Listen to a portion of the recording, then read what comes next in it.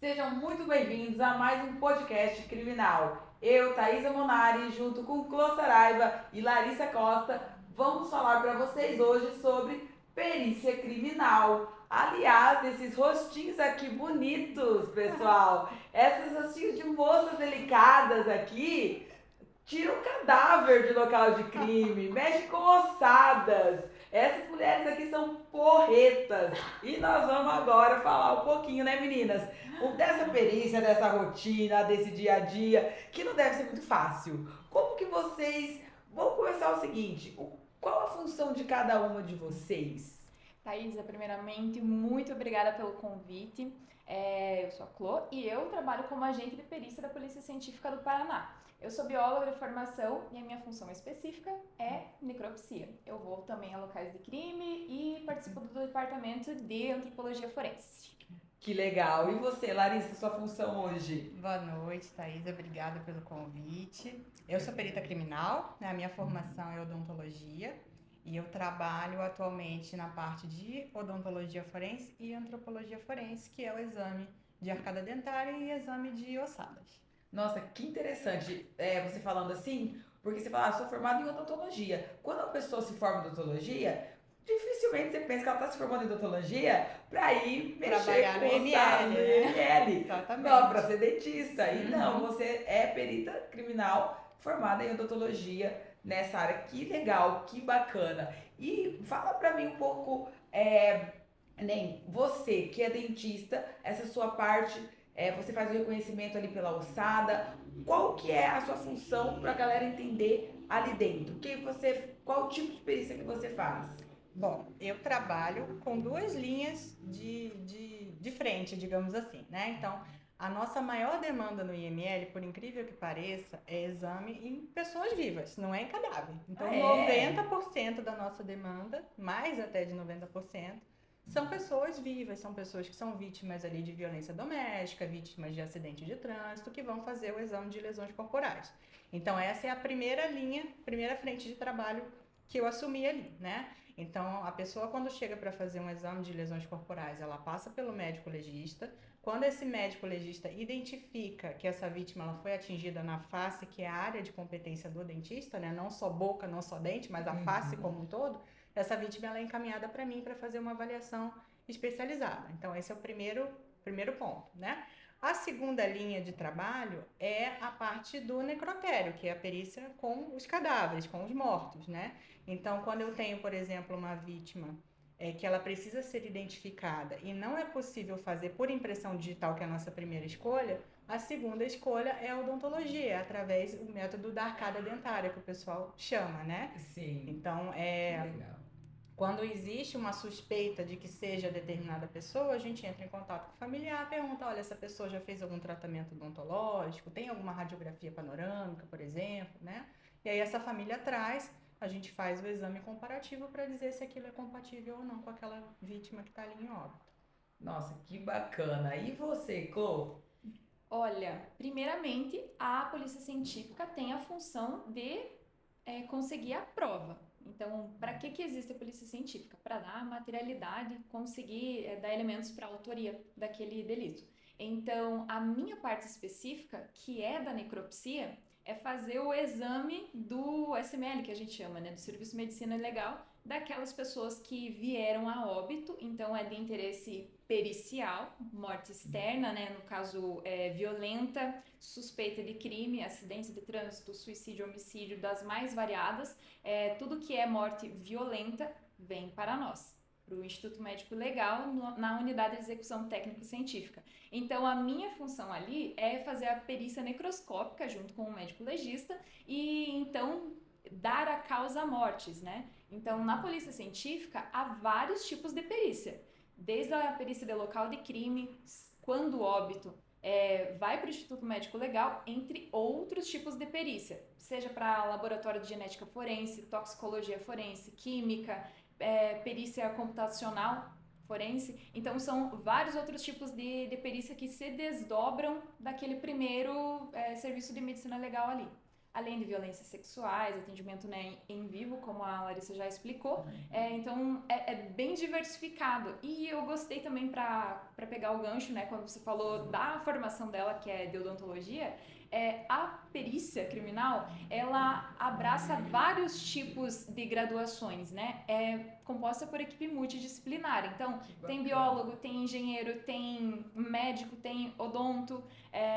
Então, tem vários tipos de formação, porque a perícia não se trata de apenas um tipo de prova. Então, para isso, também precisa de pessoas com competências, com formações diversas. Então, é algo assim, conhecimento em várias áreas, né? Sim, e exige muito estudo, assim como para o advogado, exige um estudo constante. Não é você prestar o concurso uma vez e chega de estudar. Então, é um campo muito dinâmico para quem gosta de se atualizar, de aprender mais, porque lida com vários tipos de perícia mesmo. Tem as especializadas, mas também essas de localística, você precisa estar preparado para tudo. Eu imagino que vocês já devem ter se deparado até com situações de você até desconhecer aquela situação ali, aquela matéria, de falar assim, não, agora eu vou ter que estudar isso. Com Sim, certeza. Quando a gente começou o serviço de antropologia, foi um desafio, porque a gente não tinha feito, né? A gente tinha o conhecimento teórico, e aí a gente quis desenvolver aquilo para poder justamente descentralizar um serviço que era feito só na capital, para que a gente pudesse ofertar também para o interior e com isso acelerar, né, as demandas, né, que a gente sabe que quanto mais você concentra, mais você tem um passivo, né? Então o nosso intuito era justamente esse, colaborar e oferecer um serviço de qualidade para a população aqui do interior do Paraná, e a gente começou do zero, ó, vamos estudar junto, a gente se reunia para estudar junto. E começamos o serviço, exatamente. Muito bacana. Isso serve pra galera ver que não, eu quero ser um perito criminal, você pode ter feito faculdade em outra área, química, qualquer outra, e poder ser um perito. E, gente, estamos falando com mulheres inteligentíssimas, que tem que estudar diversas áreas, e vai além, ó, nós advogados, quando pegamos um laudo, a gente fica boiando. Por isso que muitas vezes, o que eu utilizo, né? Nós utilizamos aqui no escritório, muitas vezes a gente pede para oficiar o perito do laudo para responder quesitos. Porque a gente não entende essa parte técnica. Sim. Então, é uma responsabilidade muito grande, porque vocês formam a prova. Agora eu te pergunto, a gente estava até conversando aqui antes, né, de começar o podcast, você pode pôr numa perícia a sua opinião? Não, nós trabalhamos com provas, começa por aqui. Claro, né, é facultado aí ao perito ele fazer uma discussão, né, algumas considerações sobre aquilo, mas trabalhar com provas tem um peso muito grande. Então a gente precisa colocar num laudo aquilo que dá para provar. Não há espaço para achismos, para subjetividade. Tem que ser algo, né? Tem que ser o que dá. Ou pra não prova. é. Exato. Eu acho que a experiência conta muito também, Sim. né? Com toda certeza, né? Quanto mais casos você vê, mais seguro você fica para chegar numa determinada conclusão. Mas é o que a Clô falou, a gente coloca aquilo que a gente consegue provar. Muitas vezes eu recebo prontuários odontológicos, por exemplo, para fazer identificação de vítimas, que eu olho e falo assim, gente, tem tudo para ser a pessoa, mas eu não consigo provar, falta informação. Então eu não consigo afirmar aquela identificação. Até porque você sabe que aquilo vai ter um peso pro Exatamente. julgador. Então, se você põe uma coisa ali, não tenho certeza, eu acho que é, e coloca que é, você sabe que aquilo vai ter um reflexo na vida de alguém. Com certeza. E é legal que, igual vocês falaram, são vários tipos de perícia. Então, são vários profissionais. Então, cada uma de vocês deve ter a sua técnica, né? Sim. Deve ter a sua técnica, a sua forma de trabalhar. Então, o que eu quero chegar na pergunta? Você, que também atende local de crime. Sim. Existe como eu posso dizer, uma regra para falar, ó, você tem que chegar no local e fazer assim, assim, assado. Você tem que coletar os vestígios dessa maneira ou você pode escolher a forma? Como que funciona? Tá, vamos lá. É interessante essa pergunta porque não tem uma receita de bolo, mas há protocolos a ser seguidos. Então, você reconhece um vestígio, você fixa esse vestígio, você descreve esse vestígio, você coleta esse vestígio. Mais tarde ele vai ser analisado para ver se ele tem relação com aquela infração penal ou não. Mas qual a técnica para fazer a coleta e vai depender da natureza do vestígio. Então, se tratando de um projétil de arma de fogo, a embalagem que ele vai ser armazenada, ou estou falando de um pedaço de um corpo, né? Um osso para identificação depois para DNA. Então, essa coleta vai ser diferente.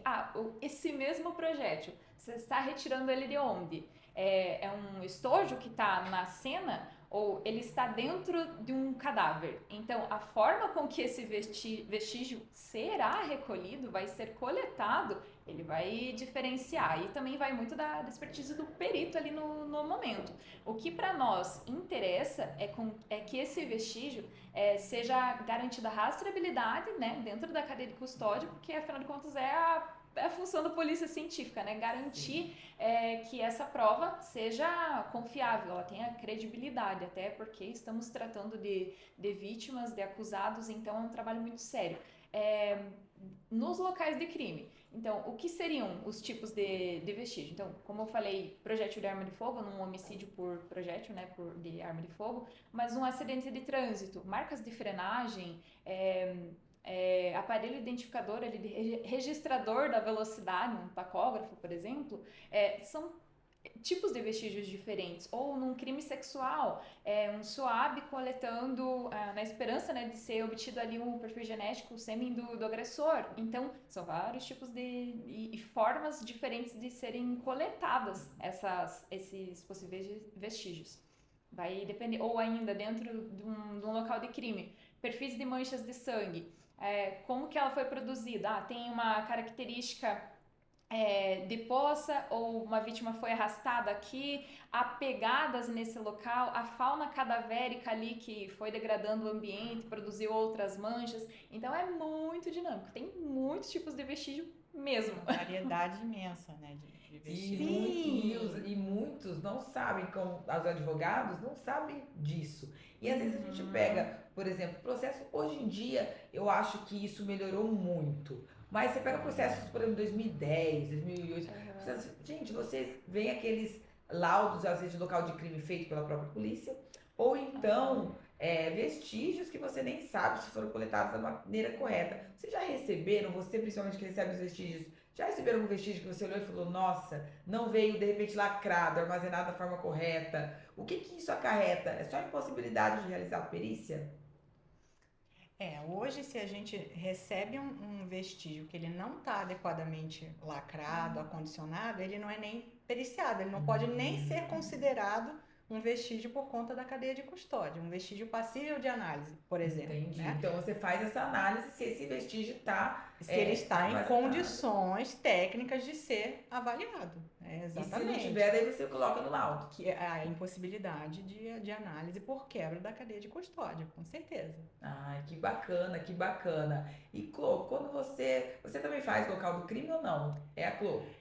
Eu faço pontualmente casos que envolvam ali a minha área técnica, né, de antropologia, de odontologia. Já fui em alguns locais de crime, principalmente quando tem questão de ossadas, quando tem corpos carbonizados, por exemplo. Então, são locais de crime que estão dentro da minha área de atuação, né? Nossa, agora aproveitando esse gancho que você falou de local de incêndio, né? A ossada, ela não queima. Como que você pericia? Ela queima. Queima. Ela queima. Meu Deus. E aí, como que não tem como periciar?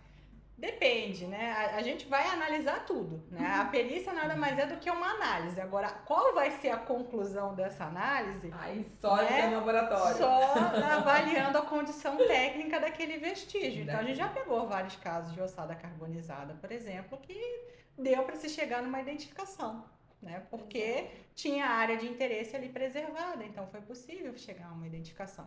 Como também já peguei casos em que o corpo estava preservado, mas não foi possível chegar numa identificação por outros motivos. Então, tudo depende. E além da identificação, por conta da queima, às vezes o crânio, por exemplo, ele vai reproduzir algumas fraturas.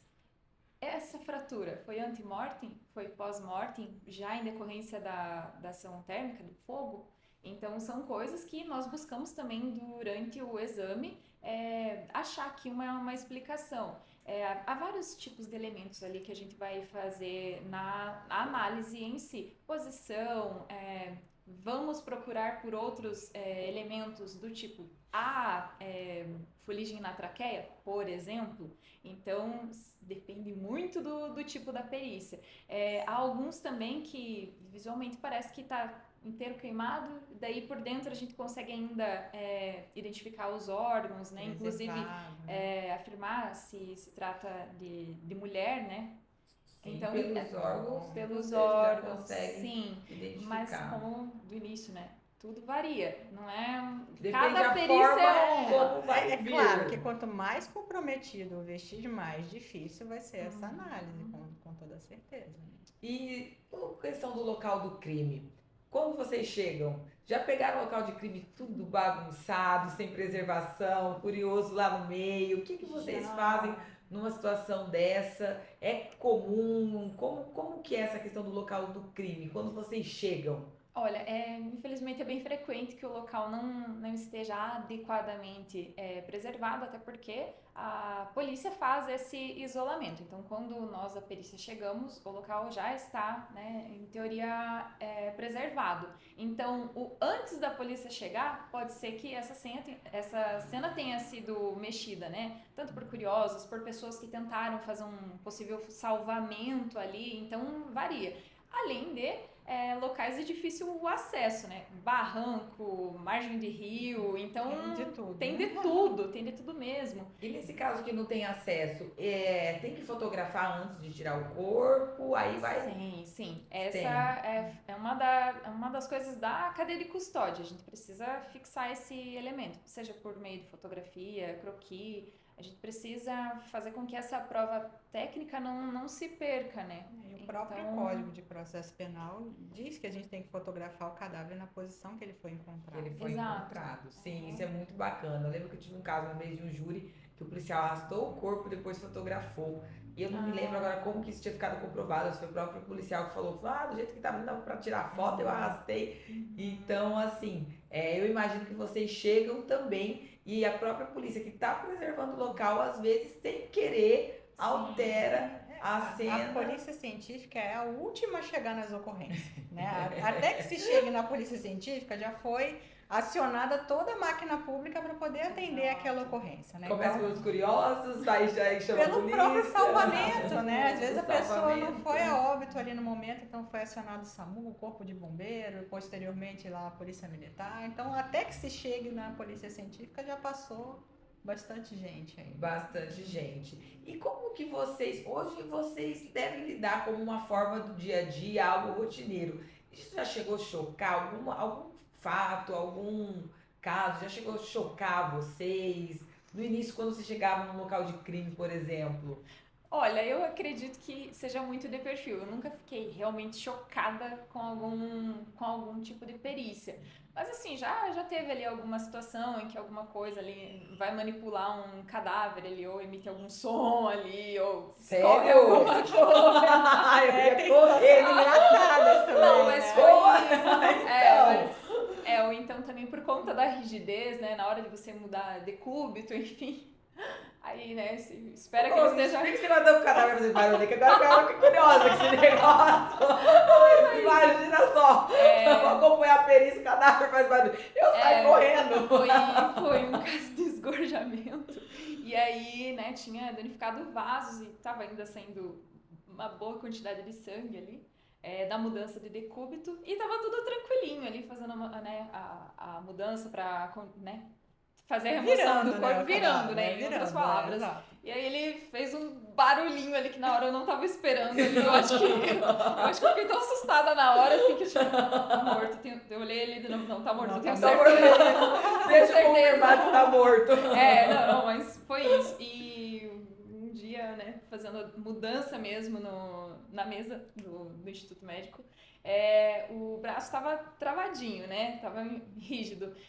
Mas... não sei por que motivo, ele acabou não sustentando aquela posição que ele tava. Ele me deu um abraço. O cadáver abraçou. Acabou por conta da rigidez. Eu tinha ajeitado, né, pra poder fazer a a perícia em si, e daí ele não sustentou mais, ele voltou para a posição que ele já estava na realidade. Ai meu Deus, acontece, né? Mas para isso a gente tá bem paramentado, tá tudo certo, não teve problema algum. Mas na hora assim, Ué, tá me abraçando? Vou te dar um abraço final? De vez em quando a gente tem que abraçar sem querer, né? É agonizado, muito comum eles fazerem essa posição, assim, né? Do boxeador. E se eu tiver que fazer ali um exame de arcada dentária, por exemplo, eu tenho que passar por cima ali do então braço. uma né? segura aqui, Uma outra puxa pro lado, outra puxa pro isso. outro. Não. Mas ó, tudo pela perícia. Eu costumo dizer e conversar, né, que cada um que tá trabalhando nessa área é porque tem sede de justiça. Eu gosto do que eu faço, né? eu preciso desse propósito pra Você tem trabalhar. como propósito. Se não gostar, não fica. Força Não motriz. adianta. Não Eu fica. imagino. E Porque saber, tem que ter estômago pra isso. Psicológico, principalmente, Sim, né? sim. Mais do que estômago, Se acho que é você tá lidando, você psicológico. lidar com... bom, nós falamos, a gente chama mais atenção os casos de morte. Mas você também lidam com, igual, agressões. Ver mulher agredida ali todos os dias, às vezes criança, questão de estupros, crimes que contra a criança, coisas que você vai vendo todo dia, e aquilo vai mexendo, é inevitável. Sim, vítima tem de todo tipo. Vai ser criança, vai ser mulher, vai ser idoso, quaisquer tipos de circunstâncias. Então, o perito de local de crime, a equipe técnica do local de crime, não vai escolher, né? Eu só vou em tais tipos de perícia. Não. É tudo. Tem ali um caso de incêndio com óbito, vai. Tem um acidente de trabalho, um desmoronamento, soterramento, você vai. É um acidente de trânsito que a vítima ficou extremamente prejudicada, vísceras no local. Você tem que ter aquele joguinho de cintura também com os espectadores, com a família que por vezes está por ali. E nós escolhemos esse trabalho. Até eu também faço atendimento dentro da unidade para liberar, né, para as famílias os cadáveres. E eu costumo dizer que a gente precisa ter muita paciência com eles, porque nós escolhemos estar ali. Eles não. É provavelmente o pior momento da vida dele. E o peso da prova que nós temos vai ou, né, colocar uma pessoa na cadeia, ou vai também fazer justiça por aquela vítima, né? Nós não escolhemos lados. Tem que ser imparcial. Sim. Então, para nós não tem essa questão, você tá a favor de um ou tá a favor de outro. Não, é imparcial. Tudo chega até meio que fragmentado para nós. Então, justamente para manter essa imparcialidade. Não tem um histórico completo. Exato. Né? A gente não sabe é difícil trabalhar, porque você está trabalhando ali com o que você está vendo, com o que você está examinando. E também para evitar vieses, né? Tipos de erro. Então, se você já tem ali a gente quer evitar qualquer tipo de vício. Porque eu acho que aconteceu isso. Não, a gente vai procurar indícios, né, de uma requisição, né, de um delegado, por exemplo, e você vai procurar elementos que estejam naquela cena. Sim. Então, vou dar um outro exemplo aqui. Um suicídio. Chega pra gente como um suicídio por enforcamento. Então a gente vai fazer uma análise daquele local, procurar no ambiente se tem carta, se não tem, se a altura daquele laço foi possível daquela vítima ter feito sozinha ou não, o tipo daquele laço, né, que instrumento que ele utilizou para aquilo, ou se foi uma pessoa que tentou simular aquilo. E então, muitas assim, vezes a história que vem pra gente, quando a gente vai analisar, não tem nada a ver, absolutamente nada a ver com o que anteriormente se achava. Tem alguma história, assim, que você se lembra de ter vindo de um jeito e vocês terem feito uma descoberta, assim, de falar assim, olha, descobri uma coisa que só nós mesmos, só nós, e agora, eu conto ou não conto? E foi surpreendente, conta pra gente. Tem sim, eu me lembro de um caso de bastante repercussão que um indivíduo tinha matado 3 jovens e desovado num poço. A história que chegou pra gente era essa, que tinha 3 cadáveres naquele poço. Só que já tinha passado anos, né? Então já estava em esqueletização completa, né? O que chegou pra gente foi um monte de osso. Falou, ó, deve ter 3 pessoas aí. Na hora que a gente foi montando o quebra-cabeça, falou, opa, tá faltando um aqui. A hora que voltou só tinha 2. Só tinha 2, agora onde estava o outro, não sabemos, tem que né? procurar. Exatamente. Que legal. E através, por exemplo, desse caso do poço, foi possível também identificar a pessoa devido a esse passar do tempo? Sim, uma foi identificada por exame odontológico, que eu mesma fiz, e a outra foi por exame de DNA. Por exemplo, de DNA. O DNA tem tempo para se preservar? Ou ele some conforme vai se decompondo com o passar do tempo? Quanto maior a degradação, né, mais exposição de fungo, bactéria, isso prejudica bastante. Mas ele é feito em qualquer tempo. A tentativa de recuperação desse perfil genético ela é feita em qualquer tempo, né? Agora, se será possível recuperar ou não com a tecnologia que a gente tem, aí já fica mais complicado, né? Hoje em dia a gente tem um banco maior de perfil genético, né? Vocês fazem também a coleta do material genético dos presos lá, que a LEP exige, Sim. né? O artigo 9º lá da Lei de Execuções Penais diz, né, que o condenado por crimes lá graves contra a vida, né, hediondos, precisam, né, do momento do ingresso do apenado ou então enquanto ele está cumprindo essa pena, ele precisa fornecer aí material genético para preservação em banco de perfis. Então, sim, a requisição, né, judiciária chega para nós, né, é feito um agendamento e aí a equipe faz essa coleta.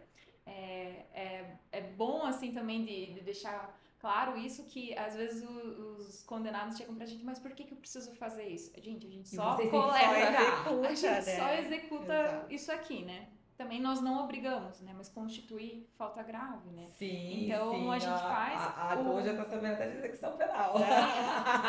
Precisa. Porque é o discurso, né? A gente já fala, olha. Eu imagino. Né? Se ele falar não, aí você reporta pro. Não, ele tem que assinar um termo de recusa, que ele está ciente. Ele assina de qualquer jeito, ou Sim. que ele está ciente, fornecendo, aceitando. ou que ele não está, mas daí o juiz precisa ser comunicado daí da recusa. E aí vocês pegam, lançam num banco de dados e isso ajuda muito, né? Isso ajuda muito, porque hoje você joga no banco de dados, é muito fácil de encontrar. Uma coisa que até me veio uma dúvida agora. E materiais coletados em cenas de crime? Ele é guardado por quanto tempo? Eternamente? Depende da natureza desse material. Porque se o material for degradar... Mas, via de regra, depois de ele ser processado, ele vai ser armazenado na unidade. Na custódia da unidade. Aí, quando não tem mais espaço ou tem alguma impossibilidade para manter esses vestígios, aí é solicitado, né, a via de judiciário para que seja feito o descarte daí dessa amostra. Essa é uma parte que a gente acaba nem tendo muito contato, porque a gente mais manda para os laboratórios, né? E não sabe depois como funciona. Porque eu penso assim, imagina uma pessoa que foi estuprada 10 anos atrás e foi guardado o material genético, foi colhido na época e tem no banco de dados. Isso. Se existe esse confronto, hoje você fez colheita de material genético de um determinado preso, existe assim, jogar no banco de dados, será ir buscar? Esse material ele vai ser processado, né? A amostra biológica vai ser processada e vai ser retirado ali um perfil genético. Esse perfil genético fica em sistema, então ele vai ficar ali por tempo indeterminado. Indeterminado. Ai, que bacana, que bacana. E Clô, fiquei sabendo que você gosta de cortar uns pedacinhos de gente aí pra tirar uns projéteis de arma de fogo. Quando o corpo vem com um projétil de arma de fogo ou qualquer outra coisa que você precise retirar do corpo, você tem que ter um cuidado, ou você pode sair cortando igual açougueiro, como que é? Não, nada disso, Thaisa. Funciona assim. Recentemente também aqui na nossa unidade de execução técnico-científica a gente conta com um aparelho chamado FlexCut. Então não é algo que sempre teve, né? Mas agora que temos, quando chegam aí esses casos de disparo por arma de fogo, a gente já passa no aparelho para identificar se tem ou não essa munição dentro aí da vítima, dentro do corpo. E uma vez identificada, a gente vai tentar, né, fazer a recuperação. Nem sempre é possível, né, dado o local que estiver ali armazenado, a gente não consegue tirar. Mas, via de regra, a gente consegue. Pelo menos umzinho a gente consegue. Eu adoro tirar esses projetos. Igual Eu a adoro. Florencinha.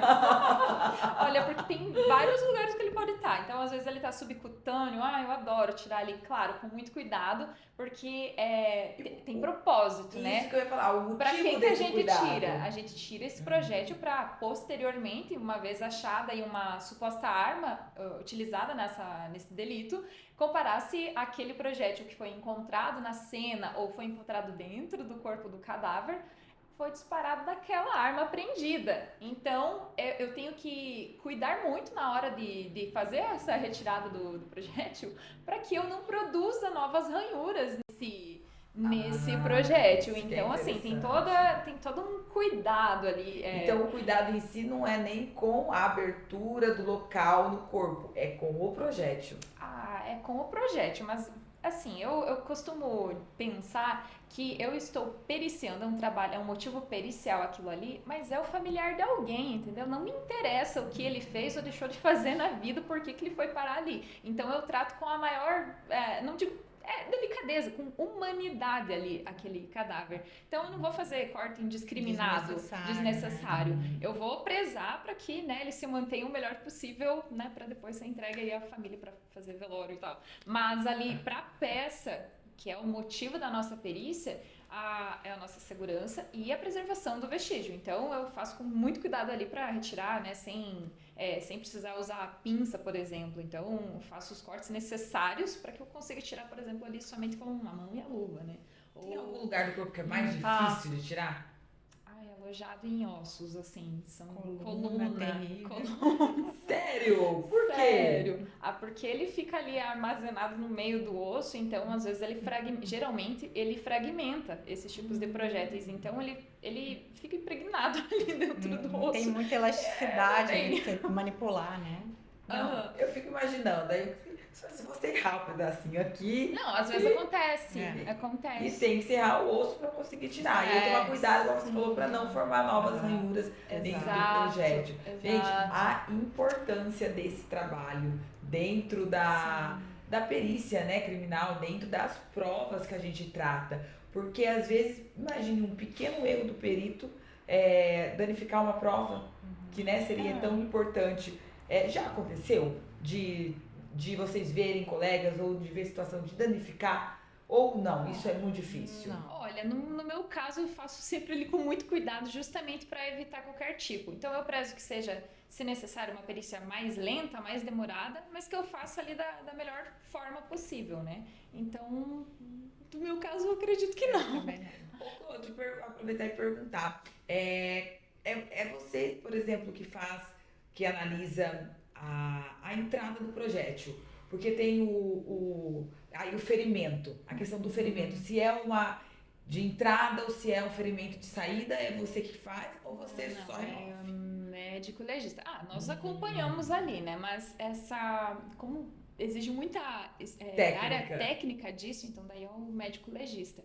Mas precisa também analisar, às vezes recorrer à literatura, não é sempre da mesma forma, então tem alguns vestígios ali, algumas lesões que são produzidas por movimento ali da vítima, né? Ela também não tá ali paradinha para receber um tiro, geralmente ela tá ocorrendo, tá se defendendo, enfim. Então, não é tão fácil, então precisa ser uma pessoa realmente habilitada. A gente ajuda ali no local e tal, durante a perícia, mas quem vai fazer essa análise, né, o laudo, daí no caso dos vestígios, das lesões por arma de fogo, por exemplo, é o legista. Ou seja, uma perícia ela não envolve somente um médico legista ou só a pessoa formada em odontologia. Ela tem toda uma equipe por trás, a que vai fazer a retirada, a que vai colher lá no local de crime, até trazer para você, né, Larissa, poder fazer a perícia. E às vezes você também precisa de outros profissionais depois que o projeto chega, que a prova chega para você, né? Você sozinha consegue fazer a perícia ou às vezes você também precisa de pessoas de outras áreas? Olha, na antropologia a gente trabalha com uma equipe multidisciplinar. Então sou eu e mais 2 médicos legistas. Então quando a gente está analisando fora os nossos técnicos, né? Que a Chloe inclusive faz parte, residente, técnico que a gente também tem. Mas de perito sou eu e mais 2 médicos legistas. Então, quando a gente recebe uma ossada, a gente tem duas linhas de trabalho. A primeira é tentar identificar quem era aquela pessoa, né? Então, existem os exames que a gente faz para tentar levantar o que a gente chama de perfil biológico, que é qual é o sexo estimado daquela ossada, qual a faixa etária aproximada, a estatura, a ancestralidade. Geralmente essa parte sou eu que faço. A parte de traumatologia já fica mais a cargo dos médicos legistas. Então, por exemplo, a gente tem lesão por disparo de arma de fogo também encontrada ali nas ossadas. O que é entrada, o que é saída, todo esse trabalho eles fazem também, né? Nossa, que bacana. É bem multidisciplinar Bastante, mesmo. Meninas, olha, eu vou falar pra vocês, assim, parabéns por esse trabalho que vocês fazem, que é muito importante pra justiça, como a colocou aqui. Então, vocês são fundamentais pra justiça, são fundamentais para nós, advogados de defesa, para o Ministério Público que vai fazer a acusação, para a justiça que vai processar, né, uma pessoa, até porque a gente não quer injustiças, né? Então, a perícia, hoje eu considero uma das melhores provas que a gente pode usar. Quando chega a perícia pra gente, por exemplo, eu tive um caso de um cliente que ficou 4 meses esperando um perfil genético, era um caso de estupro, e ele foi reconhecido 5 vezes pela vítima, em fotografia, depois pessoalmente, umas 2, 3 reconhecimentos pessoais, e ela falava com toda absoluta certeza do mundo que era esse meu cliente. Quando deu os 4 meses que chegou, a perícia não era dele. Não era dele. E ele seria condenado. Se não tivesse material, porque pode acontecer de chegar lá para vocês o material e não ser possível periciar. Sim. Entendeu? Se nesse caso dele não tivesse tido material genético possível de periciar, ele teria sido condenado no estupro que ele não cometeu. Por um reconhecimento que a gente entende que não é também maldade da vítima, mas sim uma falsa memória, um trauma que ela, né, a semelhança da pessoa, né, e pode acontecer. Então, parabéns pelos trabalhos de vocês. Quero agradecer imensamente esse convite de vocês virem até aqui, dispor um pouco do tempo para dar o conhecimento, levar esse conhecimento para as pessoas ali que são advogados, não advogados também que assistem a gente. E mais uma vez parabenizar esse trabalho de vocês. Obrigada. A gente que agradece. Ai, fico muito feliz. E pessoal, encerramos o podcast de hoje, ficamos por aqui. Eu aguardo vocês no próximo e ainda se você não curtiu o canal, curte que vai ter muito convidado bom vindo por aí.